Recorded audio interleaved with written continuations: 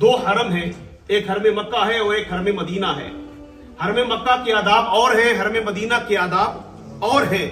اب یہاں سے ہم جاتے ہیں حرم مکہ کے لیے، سفر کرتے ہیں۔ اب شہر مکہ میں داخل ہوتے ہیں، ابھی بیت اللہ نظر نہیں آتا، ابھی کعبہ شریف نظر نہیں آتا، تو ہر حاجی، ہر عمرہ کرنے والا، ہر زائر بلند آواز سے پڑھنا شروع کر دیتا ہے، لبیک اللہم لبیک، لبیک لا شریک لک لبیک، ان الحمد والنعمت لک والملک لا شریک لک۔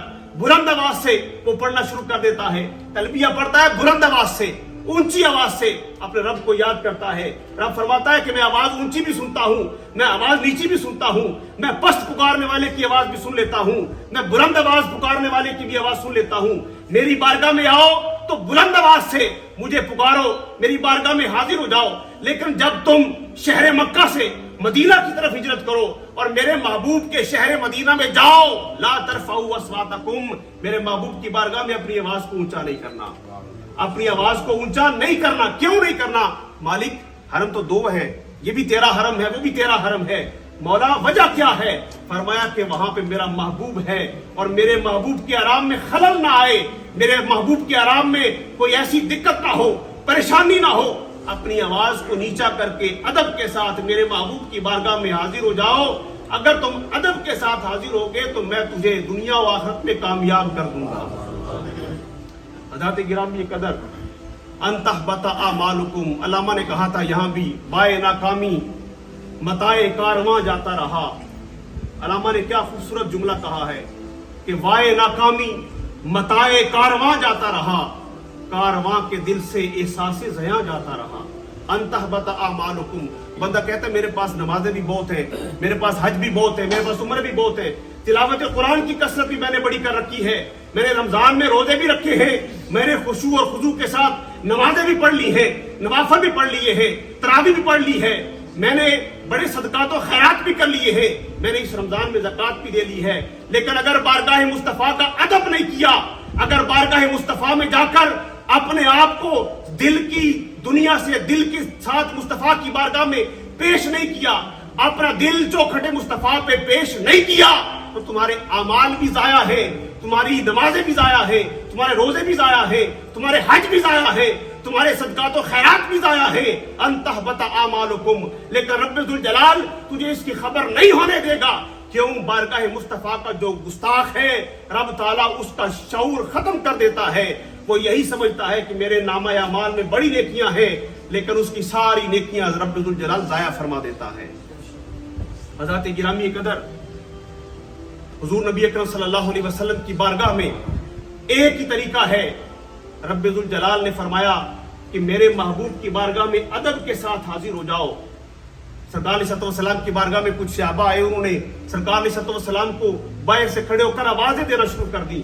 رب ذوالجلال نے قرآن میں فرما دیا کہ اے محبوب، جو آپ کے در کے باہر کھڑے ہو کر آپ کو بلند آواز سے آوازیں دیتے ہیں وہ عقل والے نہیں ہیں، وہ علم والے نہیں ہیں۔ ان الذین ینادونک من وراء الحجرات اکثرهم لا یعقلون، فرمایا کہ اے محبوب، جو صحابہ تیرے دروازے کے باہر کھڑے ہو کر تجھے بلند آواز سے پکارتے ہیں اور ایسے پکارتے ہیں جیسے آپس میں پکارتے ہیں، فرمایا کہ ان میں سے اکثر ایسے ہیں جو عقل والے نہیں ہیں۔ حضرات گرامی قدر، ذرا دل کے کانوں سے سنیں، خطاب کن کو ہے؟ خطاب آپ کو اور مجھے نہیں ہے، یہ خطاب ان کو ہے جو بدر و حنین میں اپنی جانوں کا نذرانہ پیش کرنے والے ہیں۔ یہ وہ صحابہ ہیں جن کے ہاتھوں میں تلواریں نہ تھیں، وہ لشکر لے کر گئے تھے، کس انداز میں گئے تھے؟ بدن میں کپڑے نہیں تھے، ہاتھوں میں چھڑیاں تھیں اور اسلام کا دفاع کرنے کے لیے کفار کے ساتھ نبرد آزما ہونے کے لیے گئے تھے۔ وہ رب لم یزل کی توحید کا اعلان کرنے کے لیے گئے تھے، وہ رب ذوالجلال کی وحدانیت کا اعلان کرنے کے لیے گئے تھے، اپنی جانوں کو ہتھیلی پر رکھ کر وہ جہاد کرنے کے لیے گئے تھے۔ رب ذوالجلال نے ایسے اعمال رکھنے والے صحابہ کو بھی فرما دیا کہ اے صحابہ، بارگاہ مصطفیٰ میں آؤ، لا تقدموا بین یدی اللہ، لا ترفعوا اصواتکم، فرمایا کہ ان الذین ینادونک من وراء الحجرات، فرمایا مصطفیٰ کی بارگاہ میں نہ آگے بڑھنا، نہ آواز اونچی کرنا، نہ ایسے پکارنا جیسے آپس میں پکارتے ہو، اور پھر جو مصطفیٰ کریم کے دروازے کے باہر کھڑے ہو کر بلند آواز سے بات کرے، رب قرآن میں کہہ دے کہ اے محبوب انہیں فرما دے کہ یہ عقل والے نہیں ہیں۔ حضرات گرامی قدر ذرا تصور میں لائیں کہ ہم کہاں اور وہ نفوس قدسیہ کہاں، ہمارے اعمال کیسے، ان نفوس قدسیہ کے اعمال کیسے، وہ رضوان اللہ تعالی علیہم اجمعین جن کے بارے میں رب ذوالجلال نے قرآن میں فرما دیا رضی اللہ عنہم ورضوا عنہ، رب ان سے راضی ہو گیا، وہ رب سے راضی ہو گئے۔ رب ذوالجلال نے ان کو یہ ٹائٹل دیا، رب ذوالجلال نے فرمایا کہ وہ ایسے عظیم لوگ ہیں، ایسی عظیم ہے، وَاعْلَمُوا أَنَّ فِيكُمْ رَسُولَ اللَّهِ لَوْ يُطِيعُكُمْ فِي كَثِيرٍ مِنَ الْأَمْرِ لَعَنِتُّمْ وَلَكِنَّ اللَّهَ حَبَّبَ إِلَيْكُمُ الْإِيمَانَ وَزَيَّنَهُ فِي قُلُوبِكُمْ وَكَرَّهَ إِلَيْكُمُ الْكُفْرَ وَالْفُسُوقَ وَالْعِصْيَانَ أُولَٰئِكَ هُمُ الرَّاشِدُونَ۔ اللہ نے ان کے لیے قرآن میں فرمایا کہ میں نے ان کے دلوں پر ایمان سے کڑھائی کی ہے، میں نے ان کے دلوں کو ایمان سے مزین کیا ہے۔ وہ جماعت ہے میرے مصطفیٰ کریم کے صحابہ کی، وہ جماعت ہے آقا علیہ السلام کے جانثاروں کی، وہ جماعت ہے حضور نبی اکرم صلی اللہ علیہ وسلم کے فدائیوں کی۔ وہ سرکار کے نام پر، سرکار کے اشارہ ابرو پر اپنی جانوں کا نذرانہ پیش کرنے کے لیے ہمہ وقت تیار رہنے والوں کی جماعت ہے۔ اللہ ان سے فرماتا ہے لا تقدموا بین یدی اللہ، ادب مصطفیٰ کے بارگاہ کا سکھایا رب نے، جو ہر وقت اپنی جان ہتھیلی پہ رکھ کر اپنی جان قربان کرنے کے لیے تیار ہے۔ اشارہ ابرو ہو جائے مصطفیٰ کا، وہ اپنی جان کو جان آفرین کے حوالے کر دے۔ اشارہ ابرو ہو جائے مصطفیٰ کا، وہ اپنے گھوڑوں کو، اپنی جانوں کو دریاؤں اور سمندروں کے سپرد کرنے کے لیے تیار ہو جائے۔ اشارہ ابرو ہو جائے مصطفیٰ کا، وہ چلتے ہوئے تیروں کے سامنے اپنے سینے پیش کر دے۔ اشارہ ہو جائے مصطفیٰ کے ابرو کا، وہ اپنے چھوٹے بچوں کو اٹھا کر مصطفیٰ کی بارگاہ میں لے آئے۔ اشارہ ہو جائے مصطفیٰ کے ابرو کا تو وہ 9 سال کا بچہ بھی سرکار کی بارگاہ میں پیش کر دے، آقا یہ میرا ایک بیٹا ہے، آپ کی خدمت میں پیش کر رہی ہوں، آقا یہ غلام ہے، آپ کے گھر کے کام بھی کرے گا، آپ کے باہر کے کام بھی کرے گا۔ اگر آپ کو یاد ہو معوذ اور معاذ، 2 ننھے سرکار علیہ السلام کے صحابہ، وہ بارگاہ مصطفیٰ میں آئے، وہ دیدار مصطفیٰ کرتے ہوئے مصطفیٰ کے نام پر اپنی جانوں کا نذرانہ کیسے پیش کرتے ہیں۔ وہ کہتے ہیں ہم نے سنا ہے کہ ابو جہل ہمارے آقا محمد عربی کو نازیبا الفاظ کہتا ہے، وہ برے لفظوں سے یاد کرتا ہے۔ آقا ہم نے سنا ہے، ہماری ماں نے بتایا ہے کہ وہ ہمارے نبی کا گستاخ ہے، آقا ہمیں بھی جانے کی اجازت دے، ہم اس کافر کا سر تن سے جدا کرنے کے لیے آئے ہیں۔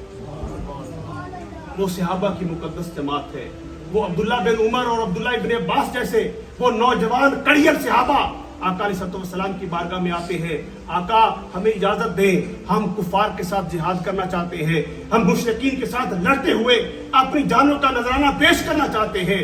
وہ مقدس صحابہ جن میں صدیق اکبر بھی ہیں، جن میں فاروق اعظم بھی ہیں، جن میں عثمان غنی بھی ہیں، مولا علی بھی ہیں، طلحہ و زبیر بھی ہیں، عبد الرحمن بن عوف بھی ہیں، اسامہ بن زید بھی ہیں، انس بن مالک بھی ہیں، حضرت ابو ہریرہ بھی ہیں، حضرت عبداللہ بن مسعود بھی ہیں، حضرت عمر بن عاص بھی ہیں، حضرت امیر معاویہ بھی ہیں۔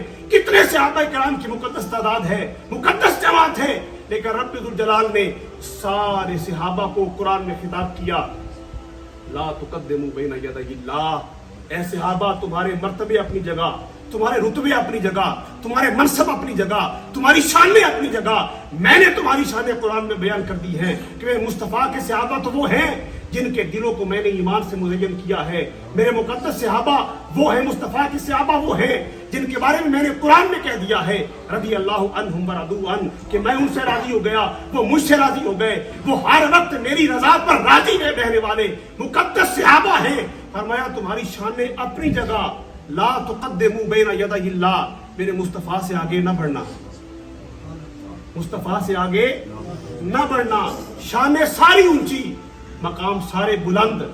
یہ مقام کیسے ملے، مقام کہاں سے آئے؟ چوکھٹ مصطفیٰ سے۔ سیدنا علی المرتضیٰ رضی اللہ تعالیٰ عنہ آقا علیہ السلام کے چچا زاد بھائی ہیں، حضرت عباس سرکار کے سگے چچا ہیں، لیکن سگے چچا ہیں تو کیا صرف چچا ہونے کی وجہ سے مقام ملا؟ نہیں، چچا ہونے کی وجہ سے مقام نہیں ملا۔ ابو لہب بھی تو چچا تھا، مقام تو نہیں ملا۔ ابو لہب بھی تو چچا تھا، مقام نہیں ملا۔ مقام رشتہ داریوں سے نہیں ملا، ہاں رشتہ داریوں سے مقام بڑھتا ہے، لیکن پہلے مقام ملتا ہے ایمان کی دولت سے، ایمان ہوگا تو پھر اس رشتہ داری کا فائدہ بھی ہوگا, پھر اس رشتہ داری سے مقام اور بڑھے گا اور بلند ہوگا. لیکن سب سے پہلے ایمان ہے, اور ایمان کہاں سے آتا ہے؟ دربار مصطفیٰ سے آتا ہے. ایمان کہاں سے ملتا ہے؟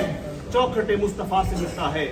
ایک ہے قبلہ عبادت, توجہ فرمائیے گا ذرا. ایک ہے قبلہ عبادت جہاں سے ہم منہ کر کے نماز پڑھتے ہیں, جسے کعبۃ اللہ کہتے ہیں, یہ قبلہ عبادت ہے. ایک ہے قبلہ دعا. قبلہ دعا کیا ہے؟ یہ بھی کعبۃ اللہ ہے, یہ بھی بیت اللہ ہے؟ نہیں, قبلہ دعا آسمان ہے. ہم آسمان کی طرف ہاتھ اٹھا کر دعا کرتے ہیں, یہ قبلہ دعا ہے. قبلہ عبادت کعبۃ اللہ, قبلہ دعا آسمان. اور ایک اور قبلہ ہے جسے قبلہ محبت اور قبلہ ایمان کہتے ہیں, وہ بارگاہ مصطفیٰ ہے, وہ دربار مصطفیٰ ہے. تو سرکار علیہ السلام کا در ہے, یہ قبلہ محبت و ایمان ہے.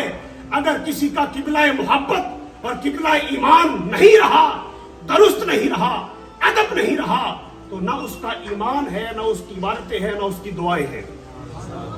عبادتیں بھی تب قبول ہوں گی جب قبلہ ایمان درست ہوگا, دعائیں بھی تب قبول ہوگی جب قبلہ ایمان صحیح ہوگا.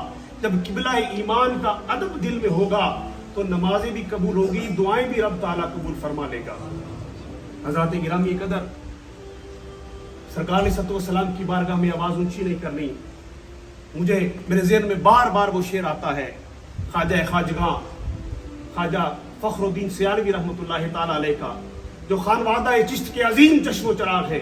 حقیقی شیخ الاسلام خواجہ قمر الدین سیالوی رحمۃ اللہ علیہ کے چھوٹے بھائی خواجہ فخر الدین سیالوی رحمۃ اللہ تعالیٰ علیہ, آپ کے ذہن میں یہ شعر القا رب ذوالجلال کی طرف سے ہوا, اور یہ ادب مصطفیٰ جو انہوں نے سکھایا یہ حقیقی طور پر بالکل ایسا ہی ہے. اگر آپ جائیں شہر مدینہ میں, سرکار علیہ السلام کی بارگاہ میں حاضری کا موقع ملے تو آپ دیکھیں گے آقا علیہ السلام کے نالین مبارک کی طرف, قدمین مبارک کی طرف تھوڑا سا رائٹ سائڈ پہ باب جبریل ہے. دروازے کا نام کیا ہے؟ باب جبریل. بلند آواز سے کہو, کیا نام ہے؟ باب جبریل. سرکار کے قدموں کی طرف تھوڑا سا رائٹ سائڈ پہ باب جبریل ہے, اور جبریل امین کے وہ آنے کا رستہ تھا, وہ جبریل امین کے آنے کا رستہ تھا. معراج کا واقعہ یاد ہو, حضرت ام ہانی کے گھر میں آقا محو آرام ہے, آقا علیہ السلام چادر تان کے لیٹے ہیں. جبریل آئے تو انہوں نے آ کے سرکار کو ہاتھ سے پکڑ کے جگایا, سرکار کو انہوں نے بازو سے پکڑ کے جگایا, سرکار کے سر پہ انہوں نے بوسہ دیا, پیشانی کو چوما. نہیں, جبریل آئے, معراج کی رات مصطفیٰ کو جگایا. فقبل قدمئی ہے, مصطفیٰ کے قدموں کو اپنے کافوری ہونٹوں سے مس کیا, مصطفیٰ نے اپنی آنکھیں کھول دی. جبریل کے آنے کا انداز بتاتا ہے کہ مصطفیٰ کی بارگاہ میں آؤ تو کس ادب سے آؤ. فرشتوں کا سردار ہے, قدموں میں اپنے ہونٹ لگا کر مصطفیٰ کو جگا رہے ہیں. فخر الدین سیالوی کیا کہتے ہیں؟ باب جبریل کے پہلو میں ذرا دھیرے سے فخر کہتے ہوئے جبریل کو یوں پایا گیا. باب جبریل کے پہلو میں ذرا دھیرے سے فخر کہتے ہوئے جبریل کو یوں پایا گیا. اپنی پلکوں سے در یار پہ دستک دینا, اونچی آواز ہوئی عمر کا سرمایا گیا.